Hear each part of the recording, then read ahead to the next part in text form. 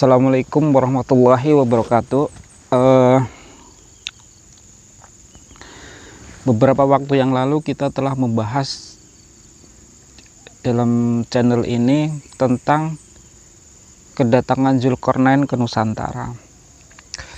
Ada beberapa bukti yang kita kemukakan waktu itu yang nanti juga mungkin akan kita bahas lagi yang lebih spesifik mengenai kedatangan Zulkarnain itu ke Nusantara berdasarkan manuskrip Yahudi, manuskrip orang-orang Israel kuno, dan perhitungan dari Al-Quran. Jadi dikatakan dalam Al-Quran itu Zulkarnain melakukan perjalanan ke timur dan ke barat, di mana di situ tidak ada penjelasan sama sekali bahwa Nabi Sulaiman telah berbolak-balik. Jadi seakan-akan di catatan-catatan tersebut itu Nabi Sulaiman di Al-Quran, Nabi Sulaiman melakukan perjalanan yang terus. Jadi tempat dia bertolak itu dia melakukan perjalanan ke arah barat, lalu melanjutkan terus perjalanannya dengan beberapa alasan yang bisa dilihat di pembahasan awal-awal tentang leluhur Nusantara ya, tentang catatan dari Mesir, dimana ketika bersamaan dengan Solon itu datang ke Mesir itu juga bersamaan dengan penaklukan Quraisy atau Cyrus yang agung ke Mesir, yang kita identifikasikan sebagai Zulkarnain karena kedekatannya dengan Yahudi. Dan seluruh sumber mengenai Zulkarnain ini dalam Islam itu dari Yahudi ya, dari Israel. Jadi seharusnya dia yang paling tahu tentang Zulkarnain. Dan Zulkarnain pun atau Quraisy ini ketika itu juga mengembalikan orang-orang Yahudi dari pengungsiannya yang ketika dihancurkan kerajaannya oleh penguasa Assyria ya, dan dikembalikan lagi ke Israel.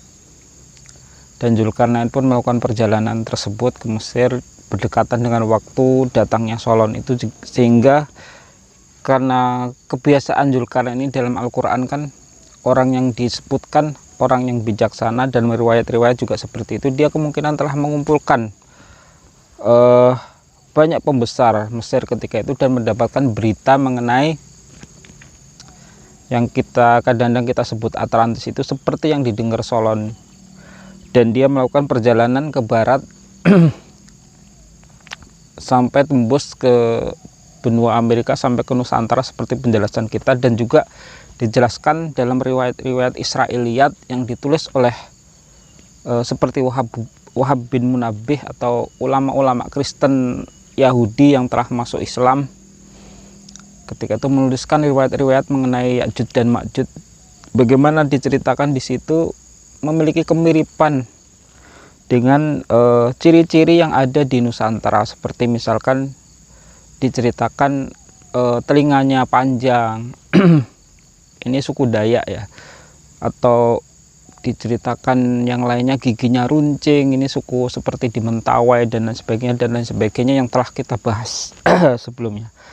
Nah, apakah ada, pertanyaannya ya, apakah ada manuskrip di Nusantara yang menjelaskan bahwa kita dulu ada hubungan, ada pertemuan dengan Zulkarnain, atau bahkan ada pertautan dengan Nabi Sulaiman? Nah, sebenarnya ini butuh pembahasan yang spesifik yang nanti mungkin akan saya bahas juga dalam pembahasan yang lainnya. Jadi memang kalau kita memperhatikan catatan luhur Nusantara kita, baik yang ada di Sumatera, Malaysia, sampai ke Sulawesi, itu terhubung dengan seorang tokoh yang disebut Batara Guru. Nah, Batara Guru ini di Surek Lagaligo yang ada di Sulawesi itu dijelaskan jalur keturunannya itu adalah keturunan Nabi Sulaiman. Nanti bisa dicek tentang surat, tentang Lagaligo ya, tentang cerita Lagaligo, itu nasabnya itu terhubung dengan Nabi Sulaiman. Sedangkan jadi nasab Lagaligo ini keturunan Batara Guru, keturunan Batara Guru ini yang di Sulawesi ini diceritakan masih keturunan Nabi Sulaiman. Nanti ada bagan nasabnya. Nah, sedangkan Batara Guru yang ada di Jawa ini nanti nasabnya memang tidak disebutkan Nabi Sulaiman di situ, tapi juga sama sampai dengan Nabi Sid, sama dengan Lagaligo. Cuman mungkin terlompati jalur nasabnya, atau yang di Sulawesi ini hanya mengambil pencatatan nasab langsung dari Nabi Sulaiman, wallahu alam. Dan kalau kita melihat catatan silsilah kerajaan-kerajaan tua di Malaysia seperti Kelantan dan lain sebagainya, itu mereka itu raja-raja mereka itu dalam bagian nasabnya itu mereka keturunan Zulkarnain ya, jadi Iskandar, Raja Iskandar, seperti itu mereka nulisnya di situ. Nanti saya juga cantumkan beberapa screenshot dari silsilah tersebut. Nah, dari sini ada suatu rahasia yang besar. Ternyata leluhur kita ini ada kaitannya dengan Zulkarnain maupun Nabi Sulaiman, keturunannya. Seperti yang kita ketahui, Israel ini ketika, seperti yang kita bahas sebelumnya, ketika melakukan perjalanan ini Zulkarnain ini mengajak orang-orang Yahudi, sehingga orang-orang Yahudi ini sangat tahu bangsa apa saja yang ditemui Zulkarnain. Seperti yang dalam riwayat-riwayat Israiliyat itu kan dijelaskan Nabi Sulaiman kemana, Zulkarnain kemana ketemu dengan orang yang modelnya seperti apa, itu jelas. Berarti mereka ketika mereka punya catatan itu, memiliki pengetahuan itu, berarti mereka mengikuti perjalanan Zulkarnain. Nah, selain itu kerajaan tertua kita itu ada hubungannya juga dengan kerajaan Medang. Atau kerajaan Medang ini sebenarnya kalau dalam penelitian saya yang sudah kita bahas atau yang akan kita bahas juga, itu masih keturunan bangsa Media. Media ini salah satu bangsa yang mulai eksis sekitar 2000 tahun yang lampau bersamaan dengan masanya Nabi Sulaiman. Jadi pernah diceritakan di Bible itu, di Alkitab itu, Nabi Sulaiman mengumpulkan pejabat-pejabat dari Media. Dan uniknya di situ nama-nama pejabat Media yang disebutkan di Bible itu sama dengan nama-nama orang-orang Nusantara, atau bahkan orang-orang nama itu masih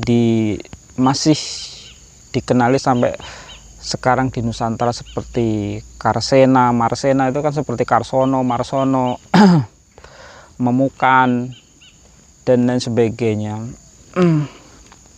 Yang juga nanti kita bahas secara spesifik, atau mungkin sudah saya bahas, saya lupa ya, tapi nanti kita akan bahas lagi masalah ini. Nah, mungkin itu saja yang kita bahas kali ini. Yang jelas memang seperti ada kaitannya antara Zulkarnain, keturunan Nabi Sulaiman, yaitu orang-orang Israel yang dibawa Zulkarnain dalam perjalanannya, dan juga nenek moyang kita.